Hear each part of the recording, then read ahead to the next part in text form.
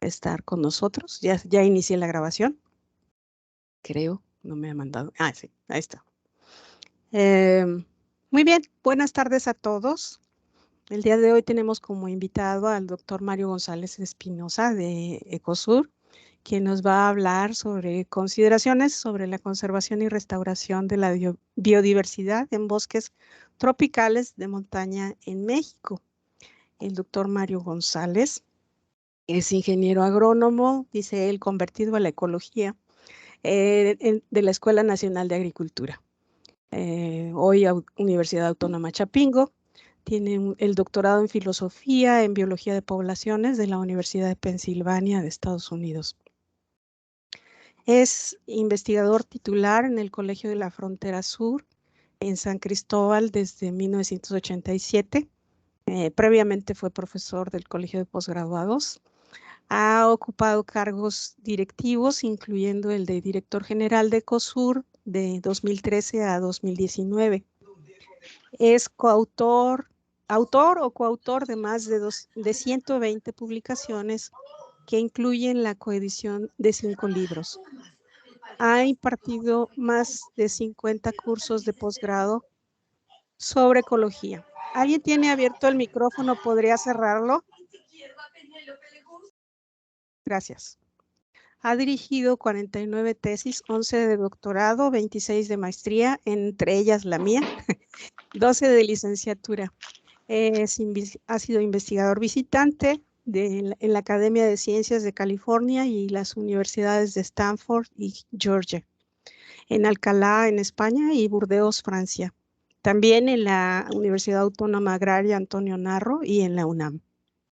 Es miembro del SNI nivel 2, también de la Academia Mexicana de Ciencias y de organizaciones afines a su especialidad. Es miembro fundador de la Fundación Internacional para la Restauración de Ecosistemas. Volkswagen de México le otorgó el premio a la investigación científica en conservación biológica en 2011. En 2013 recibió la medalla al mérito botánico por la Sociedad Botánica de México. Una disculpa.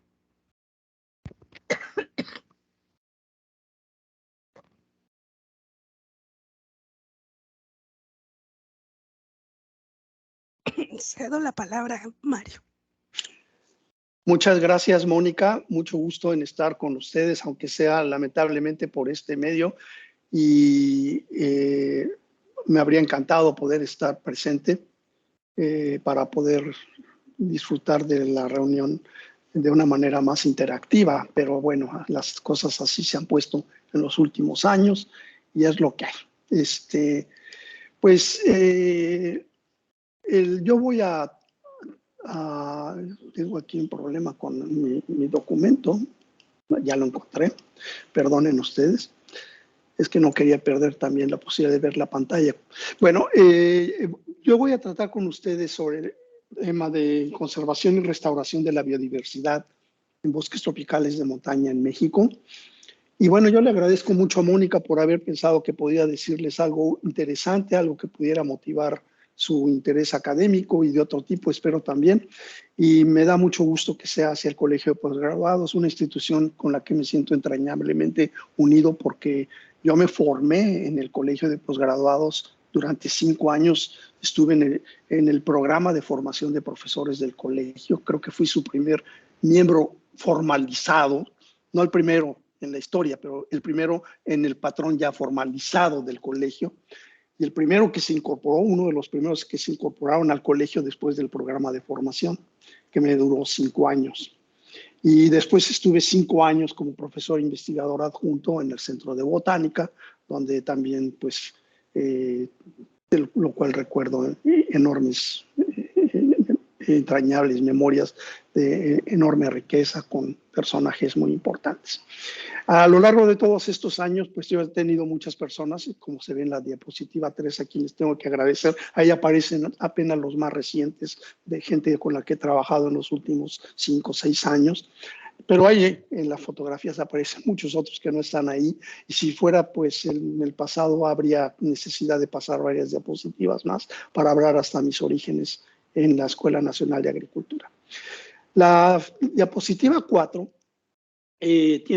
muestra a ustedes, bueno, en los agradecimientos quiero señalar que sin duda desde hace cerca de 40 años he tenido una interacción muy fructífera con mi amigo, otro chapinguero y ex colegio de posgraduados, el doctor Manuel Roberto Parra Vázquez, quien no se dedica necesariamente a lo que hago como ecólogo, pero que por su amplia visión de los temas del desarrollo rural y del campo en general ha influido de manera muy relevante en mi apreciación de algunos de los problemas que he abordado. Mi querido amigo y colega ecólogo, también ex estudiante del Colegio de Posgraduados, el doctor Neptalí Ramírez Marcial, es la persona con quien he trabajado prácticamente todo lo que he podido realizar en mi carrera sobre los bosques y sobre la diversidad en México, en Chiapas en particular, desde hace más de 30 años, 35 años de ahora. Finalmente, no puedo dejar de agradecer a mi esposa, la doctora Laura Elena Sotelo Santos, quien con su rigor y erudición como historiadora y su finura en la edición de textos y argumentos me ha ayudado a aclarar y expresar mejor algunas ideas que han surgido siempre muy nebulosas. Aunque mi presentación es de carácter divulgativo, no dejaré de mantener una visión eminentemente académica, fundamentalmente desde la ecología, la biología de la conservación y la restauración de ecosistemas, así como su intersección con la productividad y el desarrollo rural. Muchas de las ideas que expondré se basan en apreciaciones de conjunto que he derivado de numerosas investigaciones que he efectuado por separado y que aún requieren de acercamientos novedosos para contrastar nuevas hipótesis más incluyentes. Mi intención es motivar reflexiones acerca de qué tan incluyentes somos ahora con nuestro trabajo sobre ecosistemas de las montañas del sur de México. En la diapositiva 6 aparecen en la diapositiva 5 aparece el propósito, que ya he comentado, y en la diapositiva 6 aparece el esquema de la presentación, una presentación de preguntas básicas.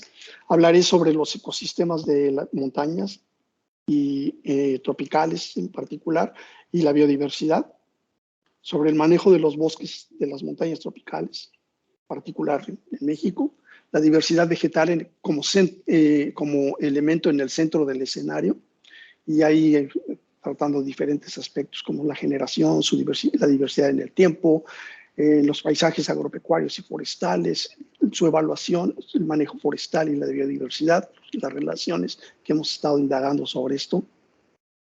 Y finalmente, en otro ámbito de discusión, trataré de temas que tienen que ver con lo local, con lo regional, con lo global y posibles estrategias de trabajo que probablemente a ustedes les pueda interesar mucho, porque entiendo que muchos de ustedes pueden estar involucrados en estas cuestiones. Y finalmente algunas reflexiones que me gustaría compartir con ustedes. Las preguntas guías que tengo son de ¿por qué tienen importancia los bosques de las montañas de las latitudes tropicales de Mesoamérica? Entendiendo Mesoamérica en el sentido en que fue originalmente definida por Kirchhoff, el antropólogo Kirchhoff, que la definió pues desde algo así como El Salvador y el sur de Guatemala hasta una frontera ahí un poco gris y ondulado que va desde el sur norte de Jalisco hasta la misma latitud aproximadamente, sur de Tamaulipas, norte de Veracruz. ¿Cuáles son los procesos? Eso es Mesoamérica. Ahí está Mesoamérica y bueno, es un concepto arqueológico, antropológico, cultural fundamentalmente. ¿Cuáles son los procesos ecológicos más relevantes para la conservación y la restauración de estos bosques en esta región? ¿Cuáles pueden ser algunas de las limitantes del quehacer que actualmente desarrollamos para conservar y aprovecharlas sustentablemente? ¿Qué perspectivas podemos plantear con los resultados disponibles? Y una pregunta que es la del centro del esto. ¿Qué nos toca hacer como profesionales de las áreas en las que nos desenvolvemos, que nos toca hacer, que puede ser del mayor beneficio para la sociedad. Yo trataré de identificar lo que creo que para mí es lo que puedo mejor entregar o desearía mejor entregar a la sociedad como resultado de mi trayectoria profesional. Ustedes y otras muchas personas pues son actores en estos procesos, tienen otras demandas, existen otras demandas, otros tiempos, otros recursos, y necesitamos complementar esas fuerzas con perspectivas que no se plantean cuando ya se atiende pues la solución de los problemas. Yo no trabajo en la solución de los problemas per se, yo trabajo en generar información, entendimiento, conocimiento que permite plantear el problema, identificarlo y quizás algunas de las mejores vías para resolverlo, pero yo no estoy en la acción de la resolución de los problemas en forma directa. Los ecosistemas de montaña, como se demuestra en la figura 7, han despertado un creciente interés. En el 2019, Rabeck publicaron en Science un artículo en el que señalan que las regiones montañosas del planeta tienen una biodiversidad extraordinariamente, exageradamente alta respecto al área que ocupan. Mientras las regiones montañosas del planeta ocupan un 25% de la superficie terrestre, 33 millones de kilómetros cuadrados frente a 100 millones de kilómetros cuadrados de lo que llaman ellos tierras bajas. Estas áreas montañosas albergan aproximadamente el 87% de la biodiversidad terrestre global.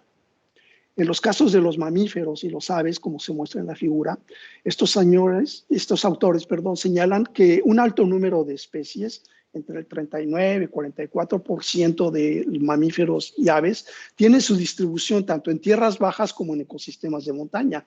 En la figura, los diferentes grados de gris o de verde denotan si el área de distribución de las especies está predominantemente en áreas bajas, 90% o más en áreas bajas, o bien hacia el verde claro, 75% en áreas bajas. El siguiente tono de verde en ambas áreas montañosas y tierras bajas.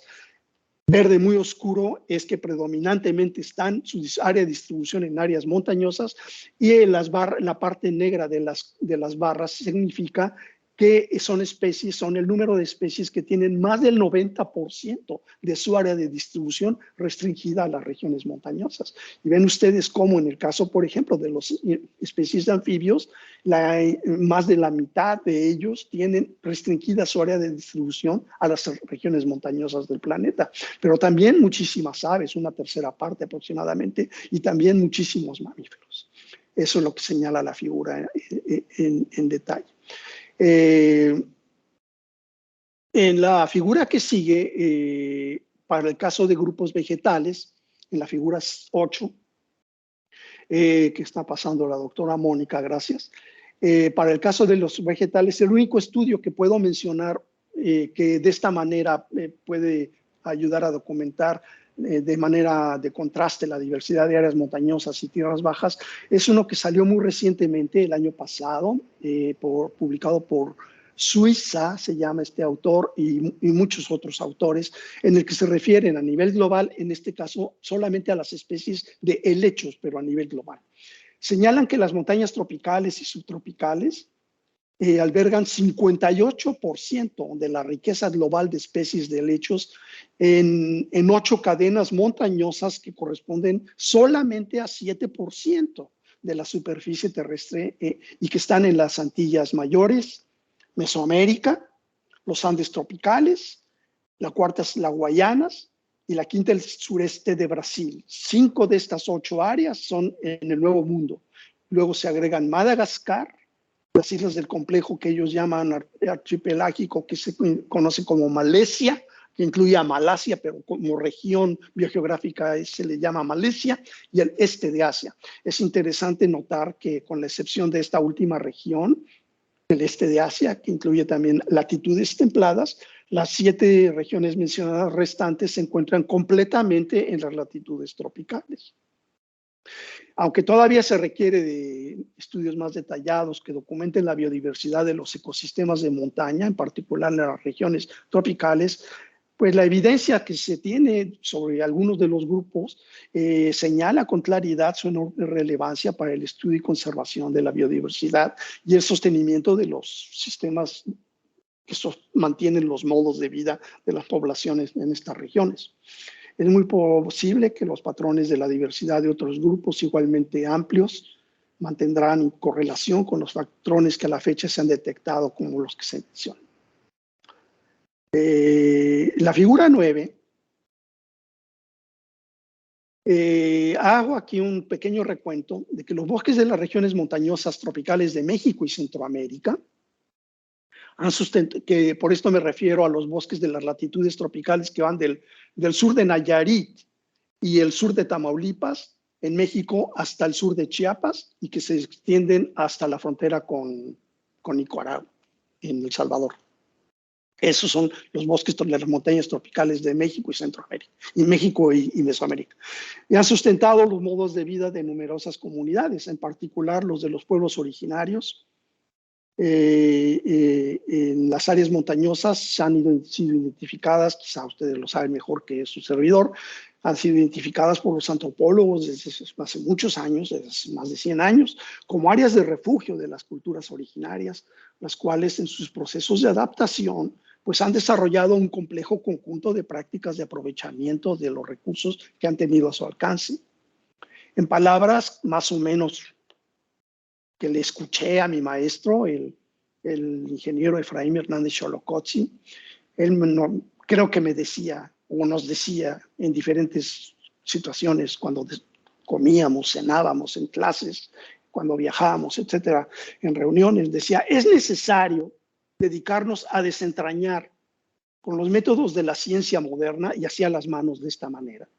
Juntaba los dedos de las dos manos de esta manera, desentrañar con los métodos de la ciencia moderna la racionalidad de las prácticas que realizan los agricultores tradicionales antes de descartarlas, sin la debida validación, por otras que puedan llegar a considerarse como más modernas y efectivas. Él insistía mucho en la necesidad de hibridizar las dos tradiciones culturales relacionadas con la agricultura, las originarias, tradicionales, y la occidental, experimental, con todo lo que trae consigo. En el caso de las áreas de los bosques de montaña de México, podemos mencionar que hay las prácticas que se ejercen sobre ellos, incluyen varias, que incluyen aprovechamientos tradicionales sin manejo. Generalmente es lamentable, pero son clandestinos. Incluyen la tala solamente, pues con machetes y hachas y si acaso con el uso de motosierras, donde no se establecen aserraderos y para obtener productos materiales solamente de baja calidad, no escuadrados, de muy poca utilidad para usos comerciales e industriales y que por tanto tienen un valor monetario muy bajo en los mercados locales y también se han utilizado los aprovechamientos para la cosecha de leña. Hay otros aprovechamientos adicionales con planes de manejo y que ya montan aserraderos para obtener productos de valor comercial. Lamentablemente son los menos y entre los que se destacan sin duda en México aquellos basados en la organización comunitaria. El estado de Oaxaca tiene muchos ejemplos que se consideran exitosos en esta modalidad. Y bueno, hay aprovechamientos comerciales con manejo en Jalisco, en Michoacán, en otras regiones, entre los cuales destaca en México la aplicación del llamado método de desarrollo silvícola, que voy a mencionar brevemente más adelante, que es un método practicado ampliamente en nuestro país desde la década de 1980 para acá. Que yo recuerde, fue allá cuando inició el gobierno de Miguel de la Madrid, por ahí un poco antes que empezó a hablarse del método de desarrollo silvícola. Y bueno, los sistemas agrosilvícolas para uso diversificado del suelo también se practican cada vez más en el país. Y bueno, hay áreas de restauración forestal, lamentablemente a menudo con grandes apoyos dedicados a prácticas muy erráticas en la selección de las especies, en el destino de los productos que se pretende obtener, en la organización de los productores.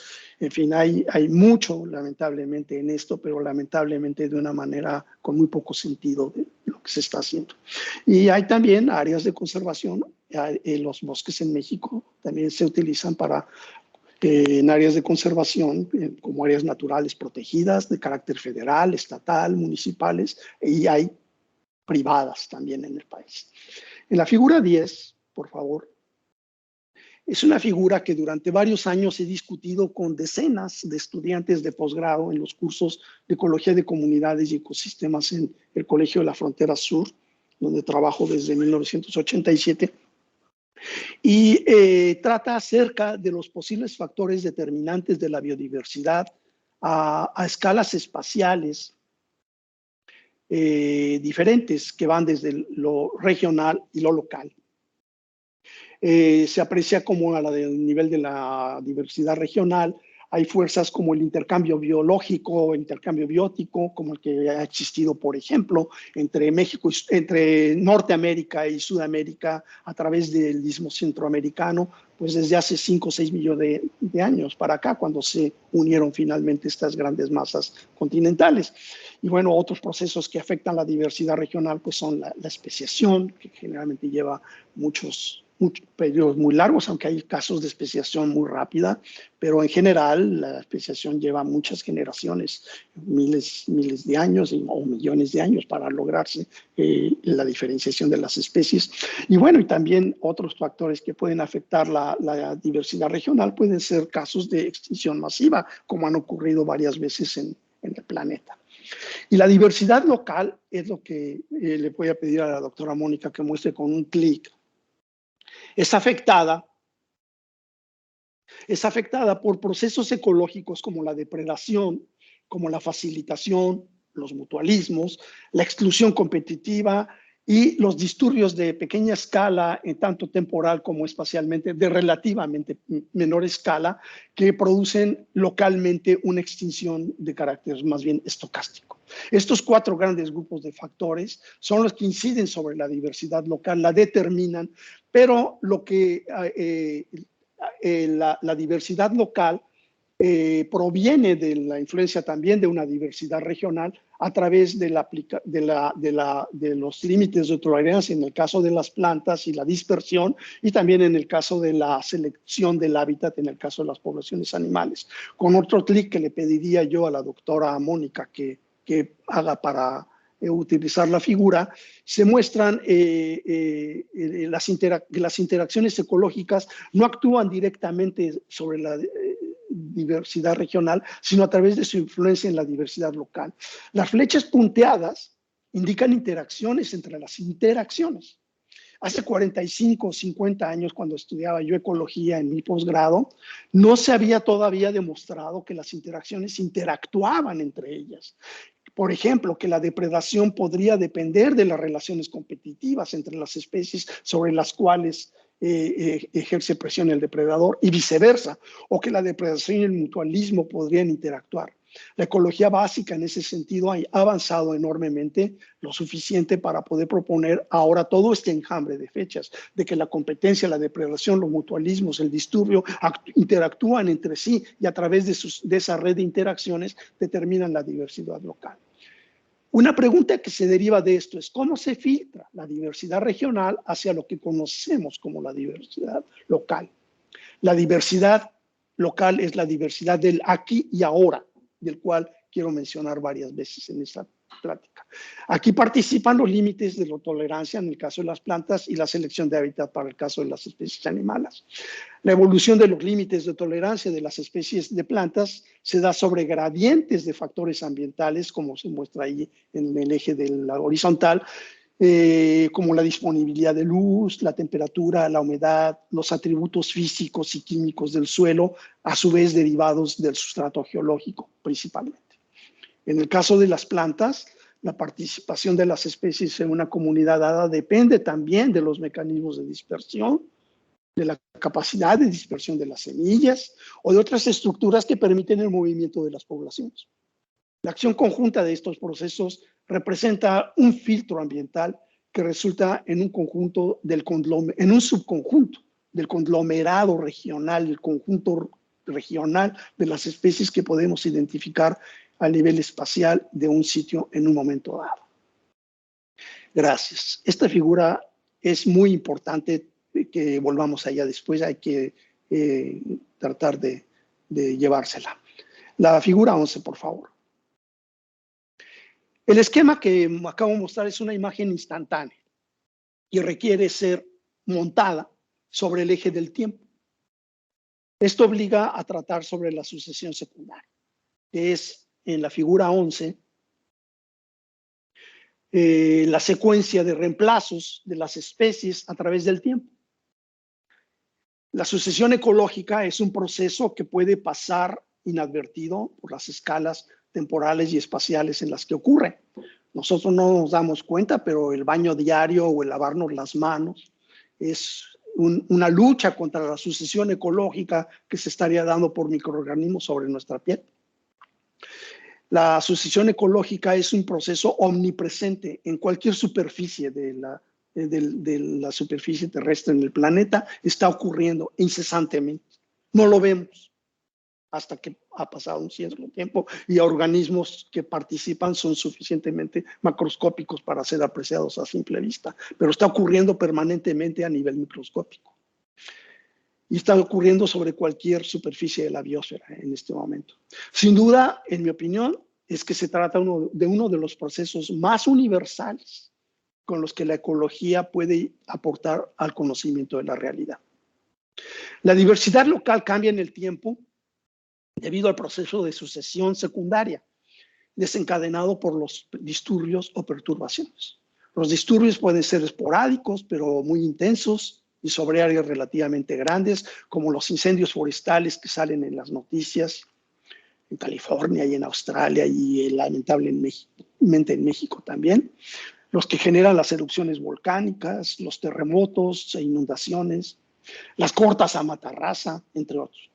Pero también pueden presentarse los disturbios sobre pequeñas extensiones y con carácter más o menos recurrente o carácter crónico, como el sobrepastoreo, la extracción de leña por tala selectiva esporádica, la roturación por aradura y las labores de escarda en los cultivos. En cierta forma, las prácticas agrícolas son la lucha, me le decía un profesor, el doctor Juan Gastón, chileno, ecólogo muy distinguido, que fue mi director de tesis de licenciatura, me decía, la sucesión ecológica, la agricultura es la lucha de la humanidad contra la sucesión ecológica. Eso es la agricultura, desde el punto de vista ecológico. Estas secuencias de reemplazos de las comunidades sucesionales en los agostaderos semiáridos, en las áreas denudadas descubiertas por el retroceso de los glaciares, así como en anteriores áreas de bosques que fueron convertidos a campos agrícolas y luego abandonados, han sido estudiadas por la ecología desde fines del siglo XIX, principios del siglo XX, principalmente originalmente en los Estados Unidos. La figura que muestro fue elaborada por un grupo de profesores españoles, la obtuve en internet, y es utilizada para enseñar a estudiantes del nivel de secundaria el proceso de sucesión ecológica, que es muy bueno que lo enseñen desde esa edad. El esquema resume la dinámica de un sistema que originalmente fue de un bosque maduro, con predominio de especies de hoja ancha tolerantes a la sombra, como por ejemplo los encinos o robles, al que después de tala y roturación por arado se le dejó desarrollar nuevamente hasta las etapas más maduras. Conforme se inicia la base del tiempo, entre 1 o 2 años después de la aradura, se desarrollan solamente comunidades con predominio de herbáceas, que son sustituidas entre 3 a 20 años por comunidades con predominio de arbustos y árboles de rápido crecimiento, intolerantes a la sombra. Estas comunidades son conocidas en México como los acahuales, y pueden ser tanto arbustivos, acahuales arbustivos, o matorrales secundarios, o acahuales arbóreos, cuando ya tienen 15 o 20 años de edad, pero en una selva alta perennifolia, una selva mediana perennifolia, tendrían que llegar a 200, 300 años para alcanzar la madurez. Entonces, un acahual de 20, 25 años es apenas un acahual joven, una selva muy joven, pero no es un bosque. Ni siquiera medianamente maduro. Entre los 25 y 100 años, en el caso que se ilustra, después del uso agrícola se desarrollan comunidades forestales de edad intermedia con predominio de especies que toleran la sombra, como los pinos y otras coníferas, que son intolerantes a la sombra, pero que ya incluyen algunas especies tolerantes a la sombra y que pueden llegar a ser dominantes en las etapas más maduras, al menos más de 150 años en este ejemplo. Sin embargo, debo señalar que en los bosques de encino y pino-encino de las montañas tropicales de México y Centroamérica, el reclutamiento de las especies dominantes del dosel del bosque, de la parte alta del bosque, en los bosques maduros, Quercus y Pinus, especies de Quercus y especies de Pinus, puede observarse desde el primer año después del último cultivo. Son especies que pueden invadir rápidamente, todavía en condiciones muy abiertas, así como en las etapas del acahual arbustivo, en matorral y arbóreo. De hecho, algunas especies de árboles y arbustos pueden actuar como nodrizas y favorecer el establecimiento de juveniles de las especies tolerantes a la sombra, que son propias de las etapas más avanzadas de la sucesión. En la diapositiva 12 muestro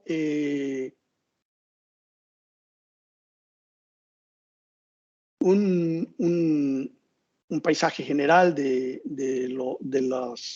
los paisajes de las montañas tropicales del sur de México y Guatemala, probablemente también en Oaxaca es similar, que son las que he tenido oportunidad de conocer mejor.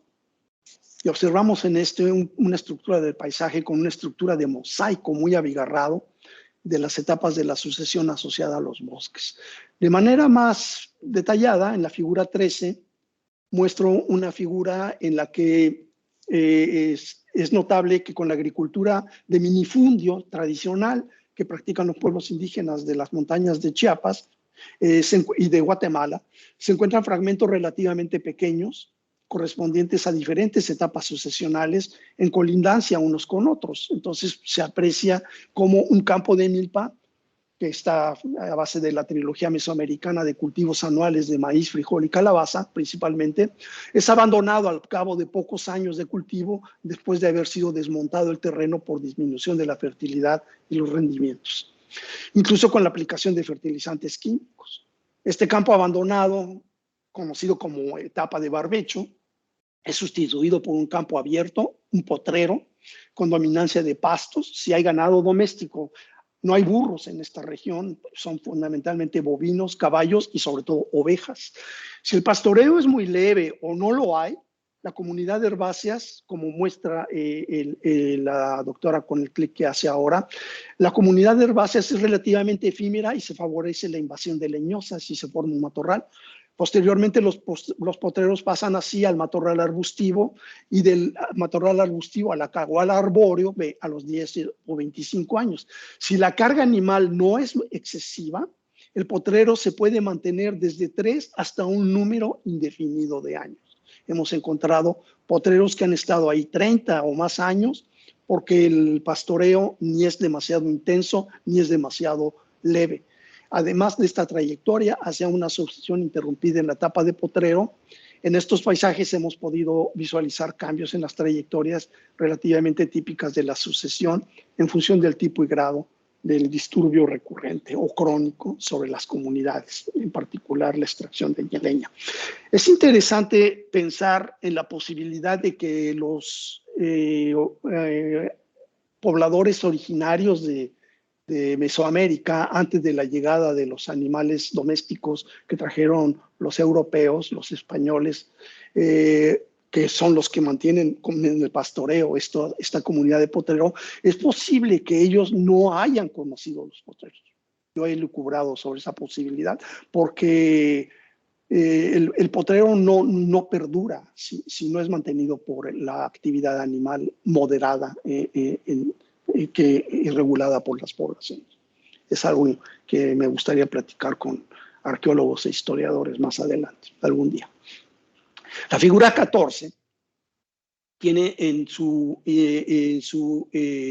parte inferior una escala en la que se indica la edad de la sucesión en años. Esa es temática de lo que hemos observado en los Altos de Chiapas, y se muestra en una escala logarítmica. Entonces, hacia la izquierda de la gráfica, pues son pocos años, pero conforme se avanza hacia la derecha, el tiempo pasa muy rápido. Calculamos que los bosques y los acahuales arbóreos se establecen entre 15 a 20 años después del abandono de las parcelas de milpa, y entre los 25 y 50 años ya se puede observar un bosque sucesional intermedio, el BSI, el cual después de al menos unos 60 a 70 y muchos más años puede llegar a formar comunidades de bosques maduros. son los que se muestran en la barra esa inclinada con predominio de color verde hacia la derecha. Dentro de estas barras se muestran en el óvalo negro esas comunidades, las más maduras, que corresponden a los bosques clímax de esta región, que son los más húmedos, los de mayor diversidad y que tienen la menor estacionalidad que sería posible en el clima regional de esta área del país. En el caso de los altos de Chiapas, igualmente lo hemos visto en Jalisco, en Puebla, en Veracruz, en Oaxaca y en Guatemala. Esto correspondería a bosques de niebla y a bosques de encino muy húmedos. En México se llaman bosques mesófilos de montaña, término que yo tiendo ya a no utilizar porque nada más lo entiende la gente que sabe de esto en México. Uno le habla de estos bosques a un guatemalteco o a un colombiano y dicen, ¿eso qué es? Eso se llama bosques de niebla, y ya tiene toda la razón. Entonces, yo estoy en favor del desuso del bosque mesófilo de montaña por el bosque de niebla, o como lo que propone el doctor José Luis Villaseñor de la UNAM, bosques húmedos de montaña tropicales. Bueno, las flechas rojas hay un ruido por ahí. Ay, perdón, es el ruido que tengo yo aquí. Qué bueno que no lo escuchen ustedes. Espero. Las flechas rojas continuas y punteadas que se muestran indican que distintos grados de disturbio, en lugar de permitir el avance de las comunidades hasta el óvalo negro, determinan cambios hacia otras comunidades terminales. En las áreas menos húmedas, con laderas de exposición sur, con estacionalidad más acentuada y con suelos muy delgados, las comunidades terminales que hemos observado son los pinares, que típicamente son los bosques más pobres en su riqueza de especies. Hemos denominado como pinarización a un proceso de degradación de la estructura y composición de los bosques maduros de niebla y de encino, que son sustituidos por pinares de baja diversidad debido al disturbio crónico de relativa baja intensidad por la tala selectiva de las especies de encino aprovechadas como leña de alta calidad en terrenos que originalmente fueron desmontados para dedicarlos a la agricultura tradicional de milpa. Eso es lo que llamamos pinarización y lo hemos observado como el factor determinante de muchísimos de los pinares que no son bosques clímax, muchos de ellos en México, sino inducidos por disturbio crónico sobre bosques mucho más húmedos y más diversos. Y eso ustedes lo podrán ver cada vez que se acerquen a un bosque de pino al tratar de evaluar el tamaño de los árboles. Ustedes verán que en general son árboles que no exceden en su tamaño unos 50, 60, 70 centímetros, 80 centímetros de diámetro, lo cual escasamente tienen más de 60, 70, 80 años de edad. Para que fueran árboles realmente muy viejos, de bosques muy maduros, tendrían que tener diámetros de 120, 150 centímetros de diámetro y los que se encuentran algunas veces cercanos a estos bosques jóvenes, pero en el caso de encinos que tienen 120 centímetros de diámetro, pero son encinos que crecen mucho más. Entonces, cuando vean árboles de pino, traten de fijarse también en los diámetros que tienen, para ver si son secundarios o si realmente son primarios. Lo más seguro es que van a concluir que son secundarios. Vuelvo a presentar la figura 15 nada más como un recordatorio para mencionar que vamos a entrar a tratar un poco sobre la importancia de la diversidad de los árboles y su evaluación. Los árboles determinan muchas de las condiciones del hábitat, como se muestra en la figura 16, determinan muchas de las condiciones del hábitat que otros organismos pueden aprovechar. Si en un bosque no tenemos árboles suficientemente grandes, de edad suficiente, con 100, 150, 200 años o más de edad, difícilmente encontraremos las condiciones del microambiente interior del bosque que permitan la existencia de la diversidad potencial que regionalmente puede albergarse en cuanto a epífitas, aves, anfibios, insectos, hongos, etc. Durante un buen tiempo, como en la figura 17 muestro, hemos trabajado en Chiapas en tratar de calibrar el nivel de la riqueza de árboles. En el año 2004 publicamos un mapa en un artículo sobre determinantes de la riqueza de árboles en Chiapas.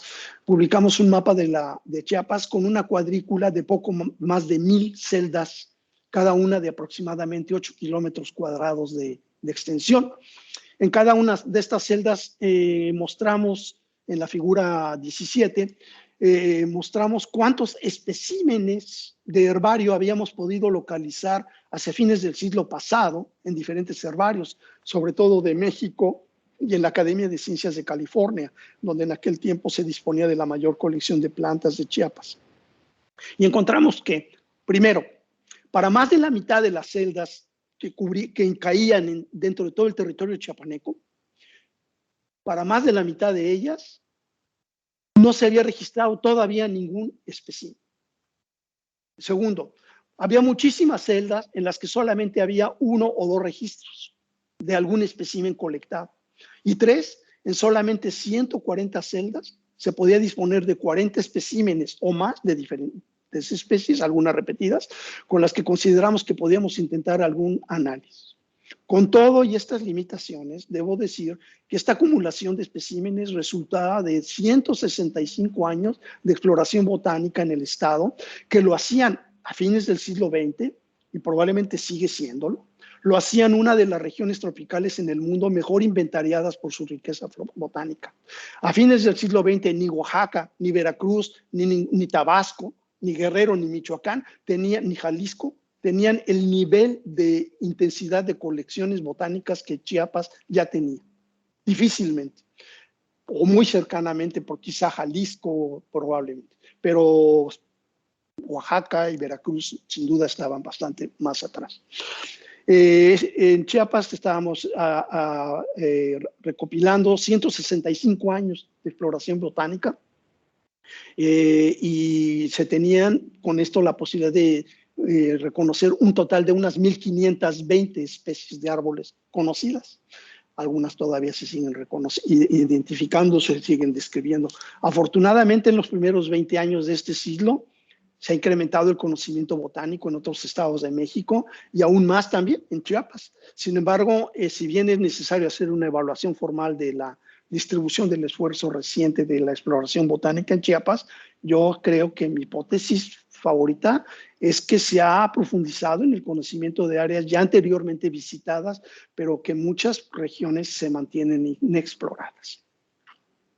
En la figura 18 se muestra un mapa de una región de Chiapas, la del Soconusco y la Sierra Madre en el sur del estado, de un estudio reciente de Rubén Martínez Camilo, con el que trabajamos como estudiante, él, que estudió la diversidad arbórea a nivel regional y local en varios transectos sobre pisos de altitud en la Sierra Madre de Chiapas, que es una de las regiones más diversas que hay en México. Su estudio tiene muy pocos parecidos en la literatura mundial, ya que la gente que estudia los gradientes de altitud con las especies arbóreas generalmente lo hace de manera convencional con el análisis de un único transecto. Y él hizo 4 transectos que abarcan desde los 200 hasta los 2.200 metros de altitud cada uno, y sobre cada uno de ellos 4 que están ahí con los puntitos que pueden ustedes ver, que van desde el nivel del mar hacia arriba, él muestreó con 4 bandas a diferentes elevaciones. Muestreó individuos de especies de árboles de más de 5 centímetros de diámetro a la altura del pecho en 128 parcelas de inventarios circulares de 1.000 metros cuadrados cada una, y construyó curvas de acumulación de especies con más de 12.500 individuos evaluados en sus parcelas. Esto lo publicamos en el año 2018 y encontró una riqueza total de 444 especies pertenecientes a 225 géneros y 80 familias, como se muestra en la figura 19. Bueno, es oportuno comentar aquí algo aún poco tratado en las evaluaciones de la riqueza de especies de árboles sobre grandes extensiones. Y ahí hablo de estudios como los que ha hecho mi colega y que hemos participado con él, Luis Cayuela, pero también otros grupos, en particular dirigidos por holandeses como Ter Stege, Slick, y recientemente apenas publicado este año, en enero de este año, uno de Casola Gatti y otros, creo que 200 investigadores. Bueno, esos artículos esos que salen con 150, 200 autores.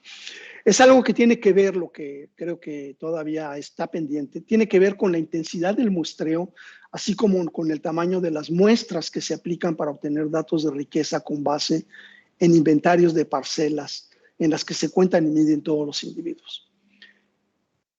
Estas personas estos colegas han estado trabajando con inventarios, con el registro de especies en parcelas. Delimitan una parcela y cuentan cuántos individuos arbóreos hay y de qué especies son cada uno, y dicen, hay tantos de tal especie y tantos otros de tal otra. Y se hacen muchos inventarios y se colecta esa información basada en abundancia de las especies. Todavía se encuentra que los resultados de estimaciones que se hacen de la diversidad pueden ser muy diferentes a los que se consiguen cuando se hacen no con inventarios, sino con datos de lo que llamamos en ecología datos de incidencia, no de abundancia, sino de incidencia, o sea, de presencia y ausencia. ¿Está presente? No está presente. Entonces, con base en que está presente, ya cuenta. No importa si es abundante o rara o rarísima. Y bueno, esto se obtiene con los registros georreferenciados de los especímenes de herbario disponibles. Cabe esperar que las discrepancias que hay en este tipo de evaluaciones, que es de lo que voy a hablar en breve en la figura 20, van a ir desapareciendo en las próximas décadas conforme se disponga de mejores bases de información.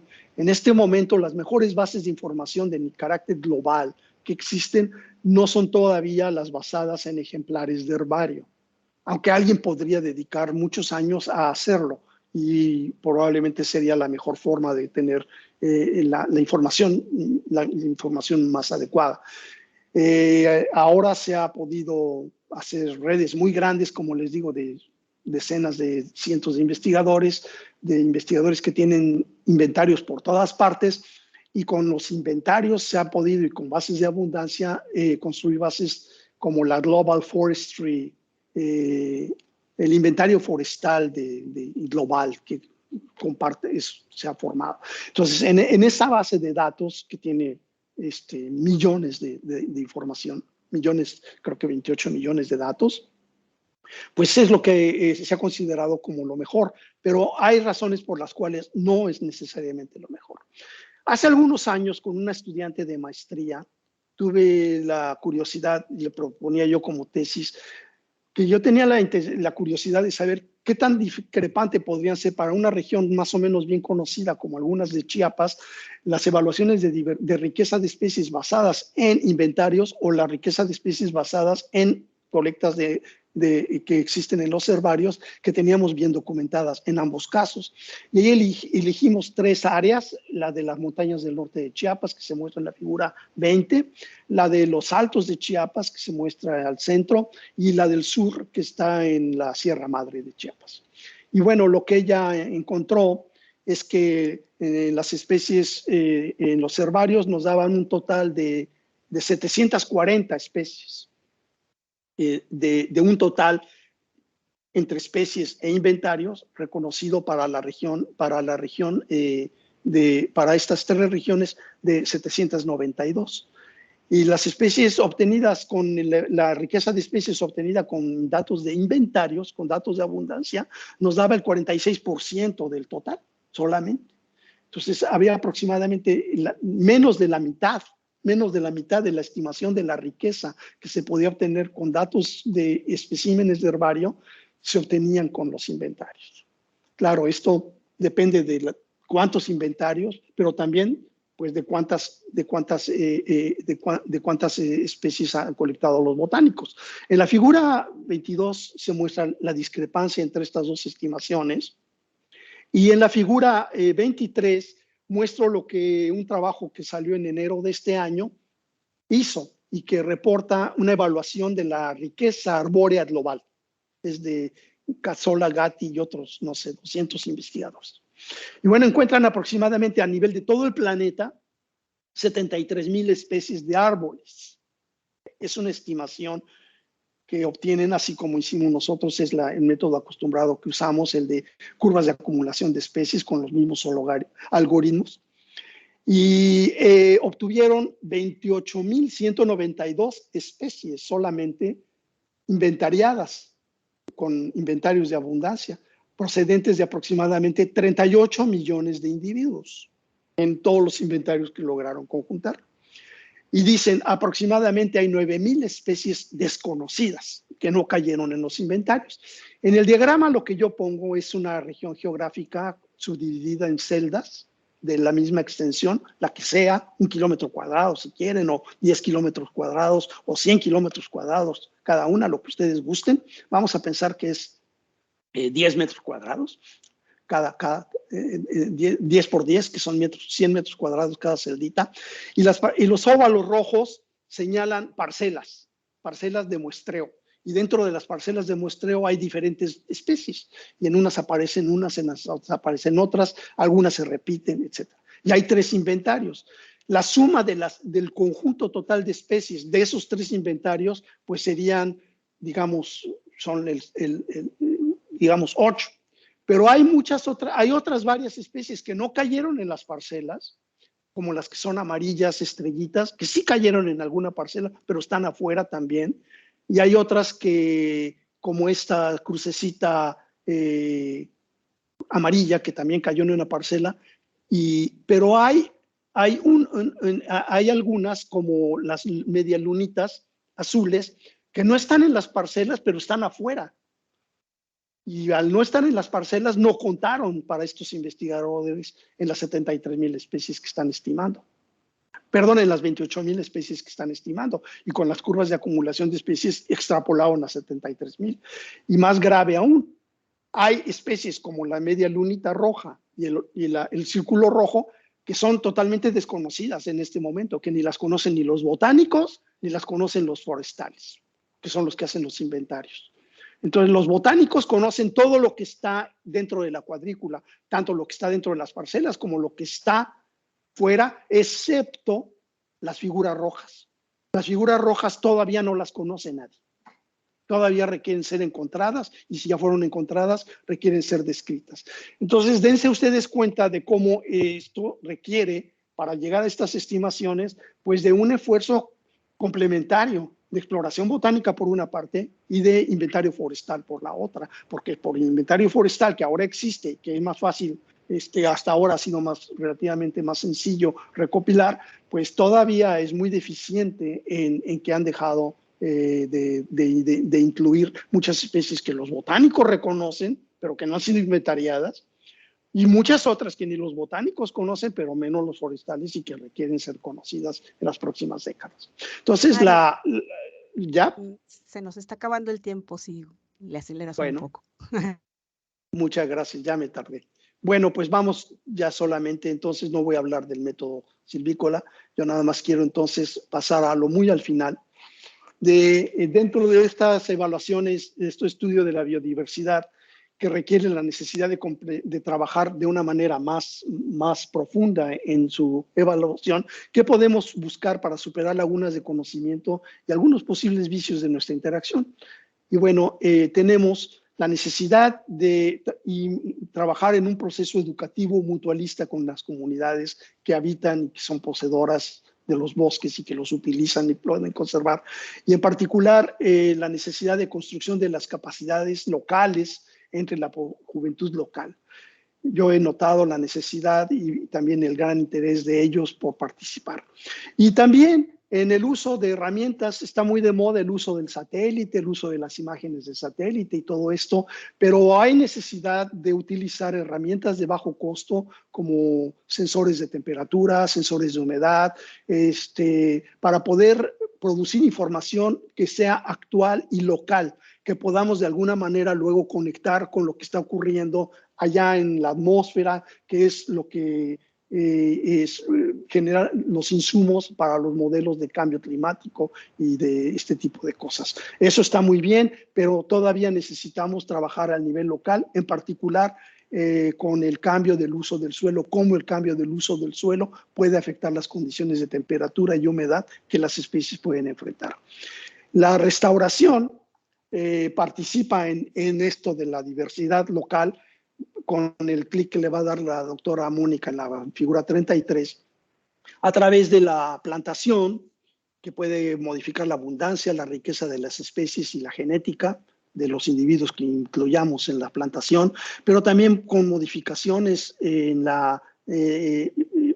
a través de la dispersión asistida, podemos traer semillas o propágulos de individuos que de otra manera no podrían llegar a los sitios que nos interesa.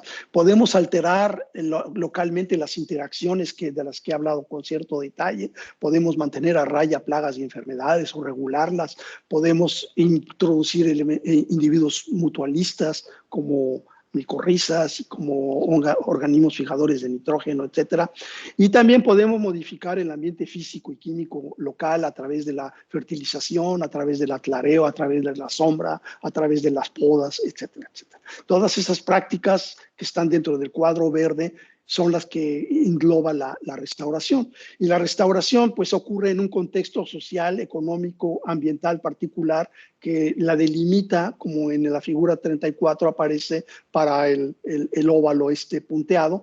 Y ese óvalo punteado, al ponerlo en la figura 35, a lo largo de una línea del tiempo, pues se empieza en unas condiciones y conforme pasan los años y décadas, pues se va modificando la posición relativa de las interacciones y de los componentes y así conforme avanza y a través del tiempo va dando la posibilidad de que si bien la restauración inicia con una meta, pues décadas después va necesariamente generándose otro clímax 2 y otro clímax 3 y así sucesivamente. Esta es una crítica que con frecuencia ha tenido la restauración por parte de algunas personas muy puristas al respecto, que dicen, bueno, esto de la restauración no tiene mucho sentido hablar de ello porque en primer lugar no se sabe qué es lo que se quiere restaurar. La restauración se puede hablar de ella en el caso como en el caso de la restauración de la Catedral de Notre Dame, como en la figura 36, la catedral que se quemó hace unos años, hace 3 años y medio, 4 años, donde van a poder restaurar, lo están haciendo, un monumento que tiene 860 años de antigüedad, porque se dispone de miles y miles de imágenes de todos estos siglos, de diferente tipo, sobre todo de los siglos XIX y XX, y que van a permitir reconstruir cada detalle. Para la naturaleza no tenemos esa precisión, pero pensar que es la única forma de hacerlo para hablar de restauración, pues es ignorar que la dialéctica de la naturaleza es permanentemente, incesantemente cambiante y que la restauración estamos considerarla como un proceso que nos permite en el tiempo también ir haciendo adaptaciones, ajustes para llegar, eso sí, a valoración de algunos indicadores que sean deseables. Hay 3 consideraciones finales que quisiera yo hacer. Una es en la figura 38.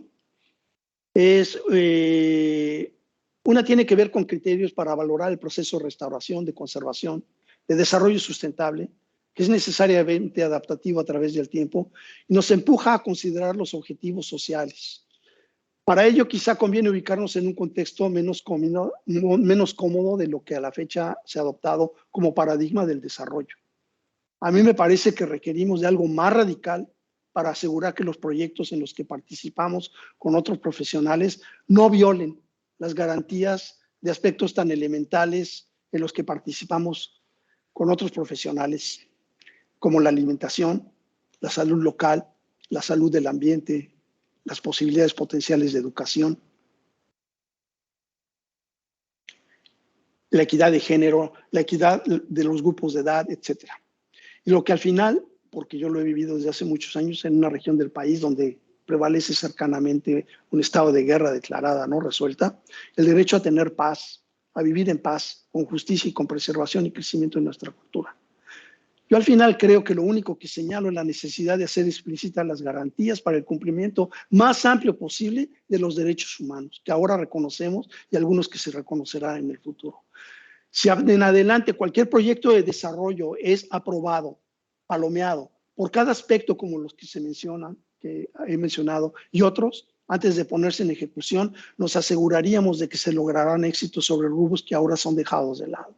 En afán de la productividad se violan derechos de las mujeres y de los niños, se viola la equidad, se violan muchas cosas, se viola la salud ambiental, la salud humana. Necesitamos ser más estrictos con nosotros mismos y tratar de ser productivos, aunque tal vez sea mucho más difícil, pero tratando de cumplir con nuestras situaciones más limitantes. Un segundo aspecto que me parece que requiere reflexión y acciones congruentes tiene que ver con la necesidad de una nueva estrategia de investigación. Esencialmente necesitamos trabajar con redes de cooperación, con otros profesionales y con otro tipo de organizaciones, en particular con la academia, estableciendo relaciones con las comunidades, con las instituciones de gobierno y con las organizaciones sociales. Estos proyectos con las cuatro aspas, de hélices de 4 aspas, academia, comunidades, gobierno y sociedad civil, son los que hasta el momento voy viendo que es necesario verlos como más productivos. Finalmente, yo quiero tratar con ustedes algo que he visto necesario enfatizar, porque con frecuencia trato con personas que no son profesionales a mi especialidad, afines a mi especialidad, que no son como ustedes, quienes sí son mis colegas más o menos cercanos. Se trata de personas que son más amistades, mis familiares, que se dedican a la música, a la historia, a elaborar artesanías maravillosas, a ser amas de casa, a los negocios, a comerciantes, etcétera, a ser conductores. Quienes luego me preguntan, bueno, ¿y eso de la restauración ecológica? ¿Qué es? ¿A qué le tiran ustedes con eso de la restauración ecológica? Lo que les respondo es que aspiramos a conservar para toda la sociedad, a preservar para toda la sociedad, y no nada más los que nosotros vemos como especialistas, sino para toda la sociedad, lo que implica cuando nos referimos al bosque maduro. Y por tanto me responden, sí, se ríen. ¿Y eso qué es? ¿Que ya pasó el bosque de la niñez a la adolescencia? Bueno, pues no van tan mal. Y luego a la madurez, pues sí, más o menos de eso se trata, de que entendamos que hay que entender con individuos y sistemas maduros. Le respondo, se trata del bosque maduro que tú tienes en tu imaginación y en tu sensibilidad muy profundamente desde la infancia, cuando leíste cuentos clásicos infantiles, cuando luego quizá leíste a Dante en la Divina Comedia y te hablaba de un bosque oscuro y tenebroso, lleno de misterios, lleno de raíces y tallos retorcidos. O es la música de Richard Wagner que te conmueve, por ejemplo, en La Valquiria, al inicio del primer acto. Esa música frenética, trepidante, que describe a un pobre hombre joven que huye con pavor porque lo persiguen sus enemigos en la oscuridad de la noche, dentro de un bosque maduro. Y no se puede percibir esa sensación a la que lleva la música y la lectura y la visión de una pintura si en esas obras no se intenta evocar un bosque. Igual habría otras imágenes, las hemos conocido en Shakespeare, en Verdi, en Tolstoy, en los clásicos infantiles. Muchas más imágenes sobrecogedoras porque desde la más remota antigüedad hasta el presente, pasando por el arte de la Edad Media, durante el Renacimiento y en el romanticismo occidental, han estado con nosotros. Pero más interesante para mí y para ustedes, espero, y más cerca en el espacio, porque está aquí al lado y yo estoy ahorita aquí en Palenque disfrutando de esto, pero a siglos atrás de distancia, tenemos el libro sagrado del pueblo maya quiché, el Popol Vuh, que fue transcrito al castellano, como se ve en la diapositiva 41, que fue transcrito al castellano por Fray Francisco Jiménez, el reverendo padre franciscano Fray Francisco Jiménez, a principios del siglo XVIII. El manuscrito original que conocemos se encuentra en la biblioteca Newberry, en Chicago, y se trata de un documento bilingüe que tiene columnas en español y en quiché, que él escribió en 2 columnas. La fuente que él siguió provino de Utatlán, en las tierras altas de Guatemala. Cumarcaj se llama esa localidad en quiché, y que era la antigua capital del imperio quiché. Uno de los 3 imperios que se reconocieron que se reconoce que hubo en el Nuevo Mundo cuando se dio la conquista. El imperio mexica, el imperio inca y el imperio quiché. Los únicos 3 imperios que se reconocía que existían. La figura que sigue, la 42, muestra una imagen de la versión del Popol Vuh, ilustrada con 20 acuarelas de Diego Rivera. Desde 1930 esta obra quedó inédita y ha sido en años recientes que el Centro del CIESAS la ha publicado en una nueva traducción. Más recientemente, la Fundación Diego Rivera trabaja en una versión con las mismas ilustraciones dirigida a niños y adolescentes. Aquí se ilustra en esa figura, en la figura 42, una serpiente cubierta con plumas de quetzal, un ave que para los mayas prehispánicos tenía importantes elementos simbólicos en el contexto de la creación del mundo y su cosmogonía. El texto señala que en un ambiente oscuro estaba Gucumat, la serpiente emplumada, lo que implícitamente alude a un bosque maduro, pleno de biodiversidad, fertilidad para ellos, los mayas, con agua rodeada de claridad. Hoy sabemos que ese quetzal solamente lo podemos encontrar en los bosques de niebla que se presentan desde el este de Oaxaca hasta Nicaragua. Ahí aparece un quetzal. En un ecosistema, en el bosque de niebla, como el que se muestra a la derecha de la figura, que es un caso muy claro de un bosque maduro. Como profesionales responsables de la restauración de los ecosistemas forestales y otros, no podemos menos que comprometernos ante la sociedad en buscar la restauración de los ecosistemas hasta llegar a las etapas de la sucesión en que presenten su máxima madurez ecológica posible. No podemos dar gato por liebre, entregar acahuales por bosques maduros. Esto conlleva la máxima biodiversidad e integridad de la estructura y regulación de su funcionamiento. No debemos conformarnos con cumplir solamente metas acotadas por el número de arbolitos plantados, las superficies plantadas o por la recuperación de la cobertura de los fragmentos de los bosques secundarios que están típicamente degradados todavía en su estructura y composición florística, como se pueden cuantificar en las imágenes de satélite. Solamente si nos proponemos alcanzar de manera explícita y con esfuerzos muy denodados esta meta del bosque maduro, que encuentro como el único referente válido para los muy diversos simbolismos que el bosque ha tenido desde tiempos inmemorables para la humanidad, podremos asegurar para las generaciones futuras la inmensa riqueza de la experiencia humana mediante nuestra interacción con la naturaleza que los bosques nos ofrecen. Muchas gracias. Es la última diapositiva con un bosque de niebla en el cual he trabajado 30 años. Muchas gracias.